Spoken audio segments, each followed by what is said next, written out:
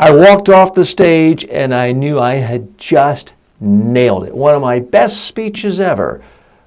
Or was it?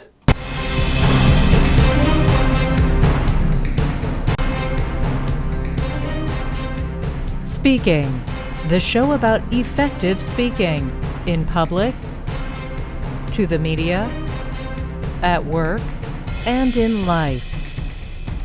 Speaking with TJ Walker. So in early 2016, I was asked to give a presentation to the Reagan Media Conference here in New York City, group of professional PR professionals, professional communicators, a great audience for me, frankly, for what I do, also a good target for the sorts of people who end up hiring me. So I'm always happy to speak at places like that. I gave the presentation, and frankly, I thought it was as good as I could do. I won't say perfect, but it went exactly as I had hoped for. Planned, great engagement with the audience. They seemed receptive, laughter, applause. Afterwards, people came up to me, said they liked it, and I practiced what I preach. I always tell people, don't just say thank you if someone tells you you gave a great presentation. They might be lying. They might be telling you what you want to hear.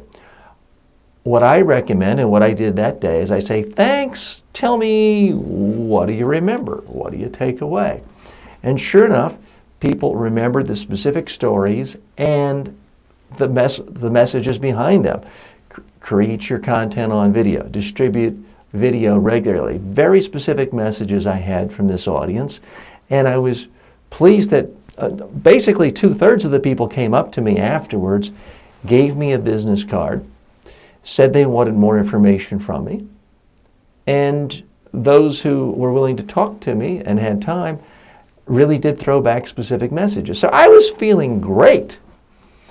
So it wasn't just general praise, it was me testing, but there are other forms of testing as well. One source, which can be incredibly helpful, is anonymous feedback. Now, fast forward 5 or 6 weeks, and I get the research from the Reagan conference people where they anonymously ask people to fill out forms. They send it to me, and I'm thinking, wow, this is fantastic. I can't wait to read this. Can't wait to see all these glowing reviews about how wonderful I am. So I open it up, and I have it here in front of me. I'll just share with you the reviews. So I'm looking at the reviews. TJ Walker content. 2.86% of respondents ranked me as poor. Not average or below average, but poor. 22% rated me as average. Now on my delivery, 2.86% said I was poor. Poor delivery. 20% said that my delivery was average. Ho-ho! Now, in fairness, it was a fairly small sample size, and that was one person who gave me the below average, the poor. 42% said I was excellent. 45% my content. 45% said the delivery was excellent. I would have certainly hoped for 95 or 100% is excellent. Now, here are some of the comments. TJ contradicted several things the other speaker said. He kind of threw the other speaker under the bus, which didn't sit with me. TJ walked around a lot and has an okay delivery, but not very positive. And it made me reflect and think, what did I do that actually was perceived as throwing the other speaker under the bus? Because I liked the other speaker. I thought he did a number of things well.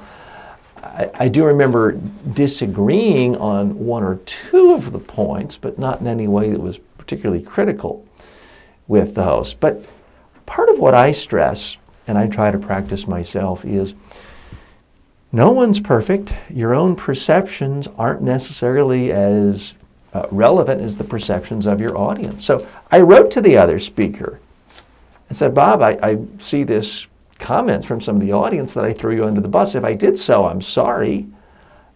do you know what it was you're talking about? Now, he wrote back, and whether he was just being nice to me or not, I don't know. But he said, no, you didn't throw me under the bus. I thought everything went extremely well for both of us. So I don't know that I learned something there to improve, but the process of sort of stepping back, thinking maybe I didn't do everything right, really listening to an audience member, reflecting on it, doing a little more research to figure out could you have done something better, I think is helpful. And I'm still going to sort through this. Other comments that I received, again, not all of them particularly positive. I didn't find TJ's presentation anything really new. In fact, I felt like the title was a bit misleading. Now, that was one comment, and it certainly doesn't make me happy to hear that. By the way, there were a number of other comments that were positive, but generic. TJ was great. Nothing I can really do with that. I thought the speakers were great. TJ was dynamic and engaging. I mean, it's nice to hear that, but you can't really build on that as far as getting specifics. So a couple of points I want to share with you from this whole exercise and how I think it can help you in the future. More on that in a moment. Do you have a speaking-related question for #1 USA Today best-selling author TJ Walker? For more than 30 years, Walker has been a public speaking coach and media trainer to presidents of countries, prime ministers, CEOs, Nobel Peace Prize winners, professional athletes, and Miss Universes. Send your questions to info@mediatrainingworldwide.com or on Twitter @TJWalker. So a couple of big points here.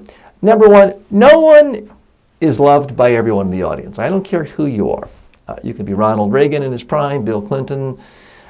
There's always going to be someone who might fall asleep, not like you, not like the tone of voice, how you look, your hairline. There's always someone in an audience who just doesn't like you. You can't lose a lot of sleep over one person or even two people really disliking you.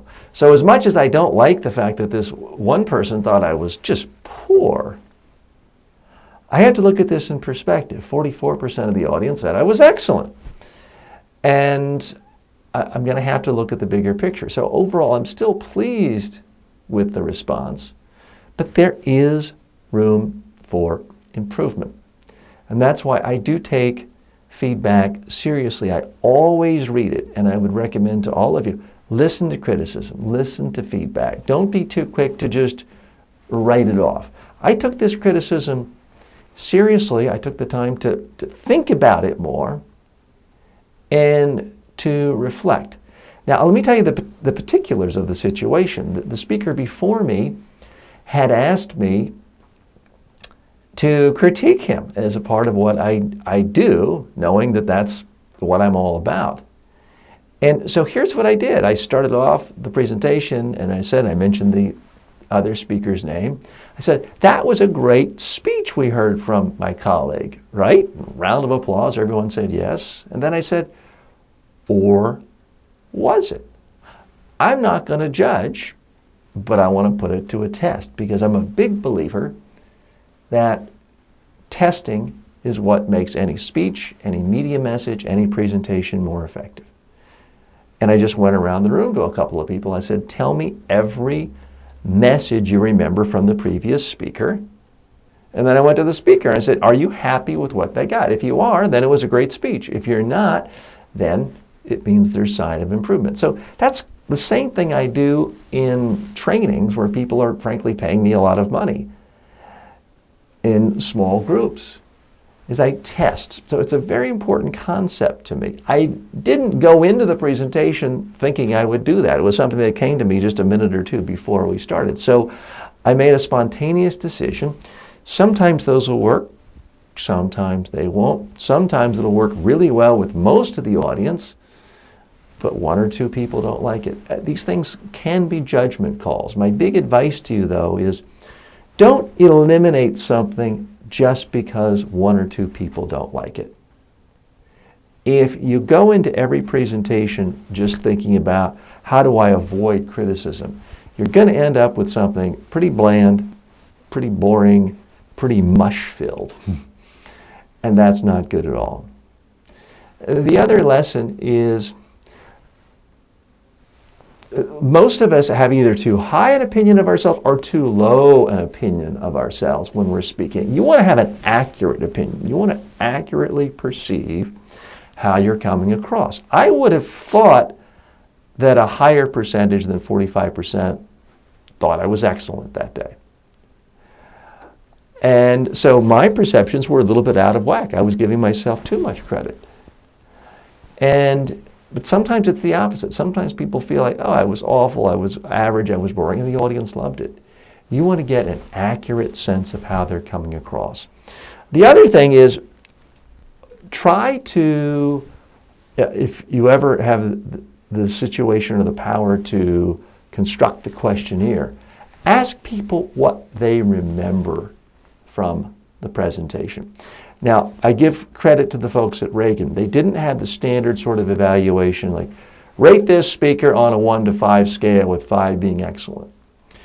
That I find not particularly meaningful because someone can just have a bunch of applause lines, tell people what they want to hear, have a smile and a good laugh, and get 5s, and frankly not be very good speakers in any meaningful way.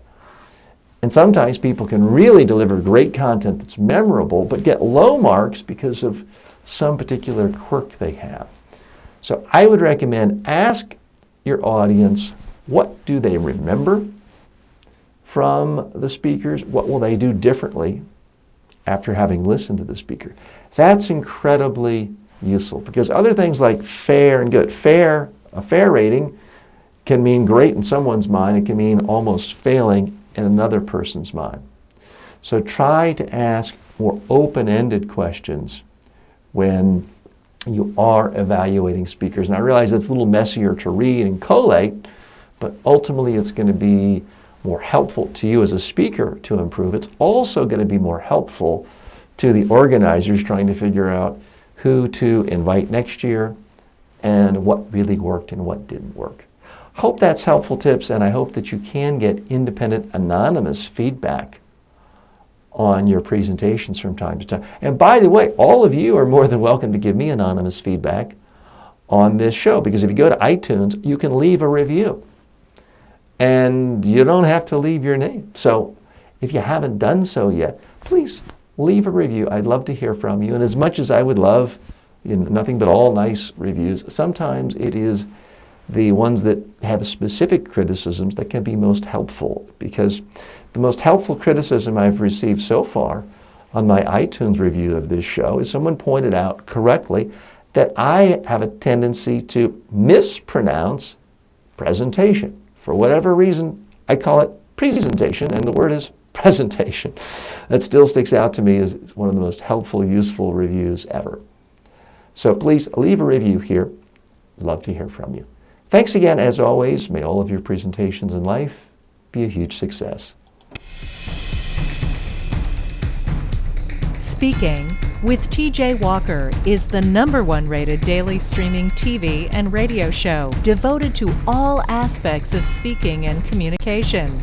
If you received value from this show, then please subscribe to it at MediaTrainingWorldwide.com. Please review the show, leave comments, and share it with your friends and colleagues today.